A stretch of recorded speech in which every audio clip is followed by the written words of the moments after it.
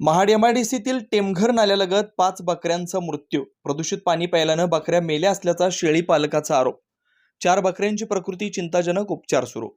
महाड एमआयडीसीमध्ये 5 बकऱ्या मेल्या तर 4 बकऱ्या गंभीर असल्याची घटना समोर आली. महाड एमआयडीसीतील टेमघर नाल्याचे पाणी प्यायल्यानं बकऱ्यांची प्रकृती बिघडल्याचं शेळी पालकांचं म्हणणं आहे. या घटनेमुळे महाड एमआयडीसीतील जीवघेण्या प्रदूषणाचा मुद्दा पुन्हा एकदा ऐरणीवर आला. 5 बकऱ्यांचा जागीच मृत्यू झाला तर 4 बकऱ्यांची प्रकृती अस्वस्थ असून त्यांच्यावर उपचार सुरू आहे. या घटनेमुळे शेळी पालक अर्जुन जाधव आणि त्यांच्या कुटुंबावर दुःखाच्या डोंगराबरोबरच आर्थिक संकट कोसळलंय. प्रदूषण करणाऱ्या कारखान्यांवर अगर त्यांना पाठीशी घालणाऱ्या प्रदूषण नियंत्रण मंडळाविरोधात गुन्हा दाखल करावा अशी मागणी केली जात असून योग्य कारवाई झाली नाही तर संपूर्ण आदिवासी समाज आंदोलन करणार असल्याचा इशारा देण्यात आलाय. ब्युरो रिपोर्ट, तेज मराठी न्यूज, महाड, रायगड. पाणी प्यायला इथून समजा त्या ट्रॅक्टरच्या अंतरावरती गेल्या त्यांना हे करायला लागलं. ट्रॅक्टर आणि बकऱ्या पडल्या, पडून त्या ओरडायला लागल्या. पोलीस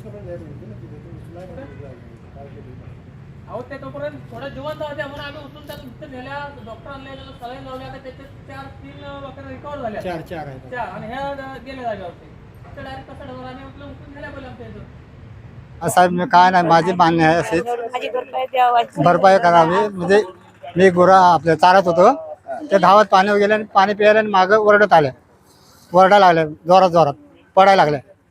तर मी धावत गेलो आणि मग नंतर उचलून मी तिकडे पुढे नेल्या. तेवढं पटापट मेले तो. उपचार काय करायला भेटला नाही. एकंदरीत किती बकऱ्या आहेत? 17 आहेत बकऱ्या, त्यातल्या 9 दगावल्या.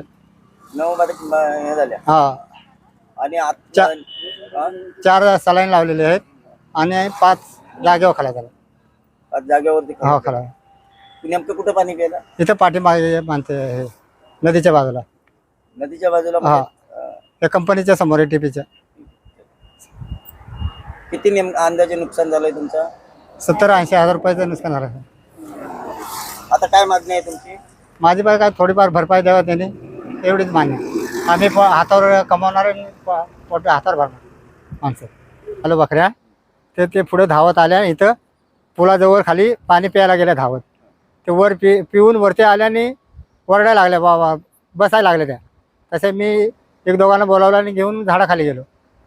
तर 4 जागेवर मेल्या, 5 आणि 4 उपचार आहे चालू. आज आमचे आदिवासी समाजातील अर्जुन गंगाराम जाधव आज आसनपोई या ठिकाणी आज बकऱ्या चारण्यासाठी ते गेलेले होते. तर आज नदीचं पाणी पिऊन एमआयडीसीचं पाणी ते पिऊन ते सोडलेले पाणी आहे.